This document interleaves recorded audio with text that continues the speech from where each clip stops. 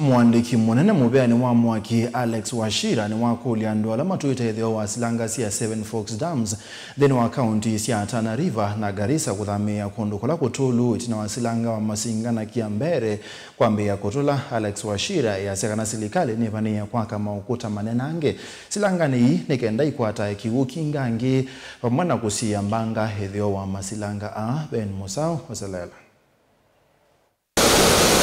kumana na mbua mbingila yende na ukosi wana mono isioni sia Aberdare na Mount Kenya yuyuko iselause wata na masilanga ma Seven Forks wevola wa Masinga na Kiambere ni mauso ye na mambi ya kutola. As of 14th May, that is yesterday, Masinga Dam reached 1057.15 meters above sea level.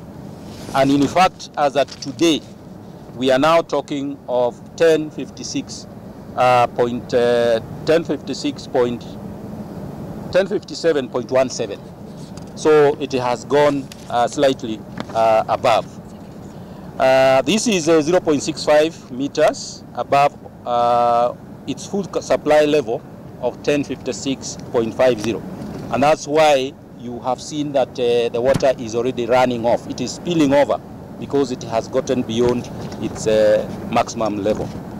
Kiambere Dam rose to reach 700.27 meters against its full supply level of 700 meters above sea level yesterday. Kitumini serikali nene kuislamu vya wa mwaki ngwatanio na kampuni wa udhia mwaki ya KenGen nisiaumia weta na kuimba ila ituengaliko ya idhio ya masilanga ya kauntini sia Tana River na Garissa kuthamia kundu kwiyulo nikana kwivetangana na mbanga sia kiwu ni kwitha kiwu kiki kwatiwa kuvika idhio yu kuvikia wathantha tukite. 2 weeks ago, we issued an alert to all communities and stakeholders downstream of Kiambere Dam and along Tana River.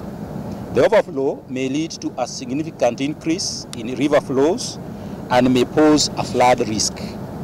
We therefore urge communities living downstream to move to higher ground and avoid the river banks. Mwandiki mutini kamuveani wa mwaki Alex Wachira ni waweda silikali taina muvango wa kuongela nguta sia masilanga ya ovamana kwa kama masilanga angi nikana kuongelanga utonyi wa mo kukua kiwo. We are having a discussion with development partners and TARDA, the intergovernment agency, how we can raise where we are standing today by another 1.5 meters. That will allow us to hold this water for longer, and secondly, it will also hold more water and avoid disaster downstream. And lastly is we are still focused on ensuring that we build the High Grand Force Dam, because that dam is very essential. It will give the country much needed power and hydropower, and also help us control flooding. Mungame munene wa TARDA Liban Roba ni wa maikithisia ene ndita asove ku aimenda maikethe na wia onaitina wa masilanga ya kusoa. The dam is safe.